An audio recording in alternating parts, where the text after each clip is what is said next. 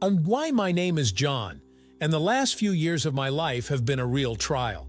Despite all my efforts, I just couldn't find a stable job. Every interview ended in disappointment, every hope was shattered by the harsh reality. My wife Sarah always supported me, but I could see how hard it was for her to bear the financial burden of our family. However, everything changed when my mother-in-law Elizabeth appeared on the horizon. Elizabeth was a successful businesswoman who headed a large company in our city. Sarah decided to talk to her about my employment, and to my surprise, Elizabeth agreed to hire me. Of course, I had to start from the lowest position, but I was determined to prove that I was worthy of more. I wanted to show Elizabeth and Sarah that I was capable of achieving success, that I could be a reliable support for my family. And so began my new chapter in life, a chapter full of hopes and opportunities. The first weeks at the new job were not easy. I tried my best, took on any assignments, and stayed up late. I wanted to make an impression on my colleagues and management, to prove my value to the company. And my efforts did not go unnoticed. After 3 months of hard work, I received my first promotion. It was a real breakthrough, a recognition of my merits. Sarah was so proud of me, and I felt that I was finally moving in the right direction. My work continued, and successes were not long in coming. Just a month after my first promotion, I received another one. And then, after 2 more months, I was appointed head of the department. It was a real triumph. I felt that all my efforts had paid off, that I had finally achieved my place in life. But with the new position came new challenges. Now, I was responsible not only for myself, but for an entire department. I knew I had to justify the trust placed in me by Elizabeth and the company, and I was determined to do everything possible to succeed in my new role.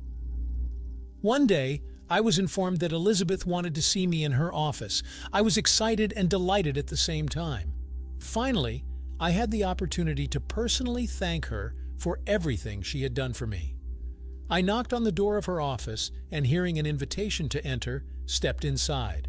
Elizabeth was sitting at her massive desk, reviewing some papers. Seeing me, she gestured for me to take a seat. "John," she began, setting the papers aside, "I wanted to talk to you about your successes in our company." I felt a surge of pride. Could it be that she called me in to personally acknowledge my achievements? "Thank you, Elizabeth," I said sincerely. "I am very grateful to you for the opportunity you have given me. Without your support, I would never have achieved such results." She smiled, but there was something strange about her smile, almost predatory. "That's what I wanted to talk about, John. Your gratitude." Something in her tone made me wary. I didn't yet know what lay ahead, but I already felt that the conversation would not go as I expected. "You see, John," Elizabeth continued, getting up from behind her desk and slowly approaching me, "you don't think that all these promotions were just like that, do you? That you got them solely because of your talents?" I blinked in confusion, not understanding what she was getting at. I assumed I deserved them through my work." Elizabeth laughed, but there was no warmth in her laughter. "Oh, John, how naive you are. Don't you understand? Everything you've achieved is my doing. I promoted you. I created opportunities for your growth, and now it's time to pay the bills." With those words, she was right in front of me, so close that I could feel her breath on my face. "Elizabeth, what are you—" I began, but she cut me off. "Your gratitude, John. That's what I want, right here, right now." Her hands slid over my shoulders, and suddenly the full horror of the situation dawned on me. She wanted— No, this can't be. Not with my own mother-in-law.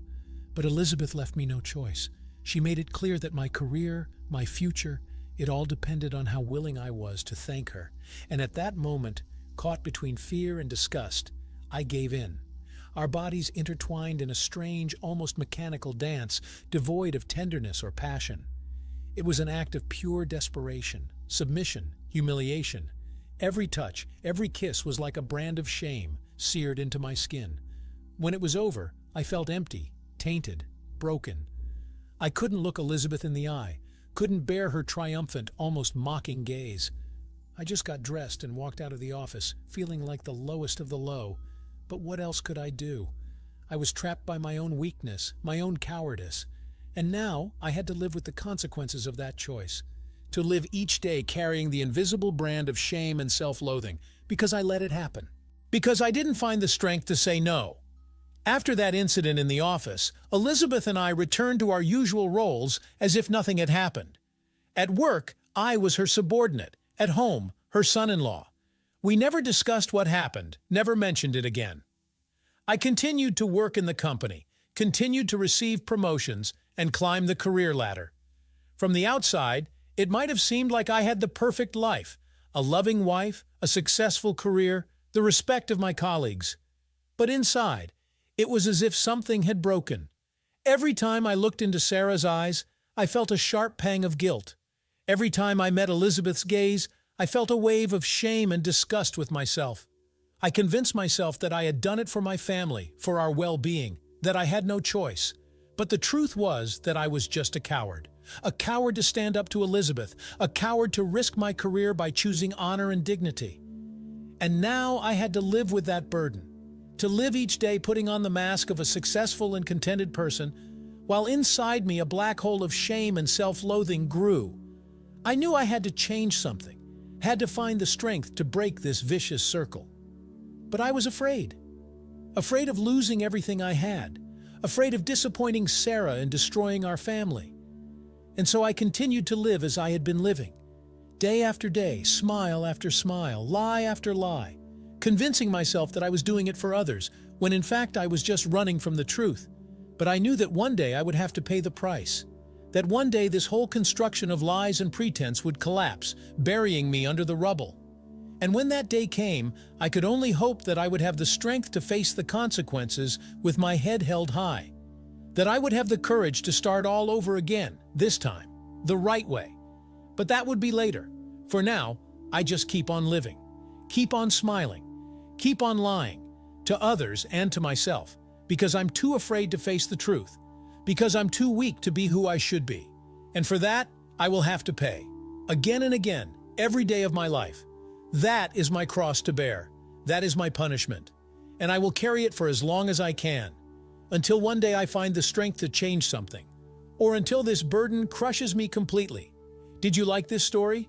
Let us know in the comments what you liked. Subscribe to our storytelling podcast. Also, don't forget to like and ring the bell so you don't miss more interesting stories. See you soon.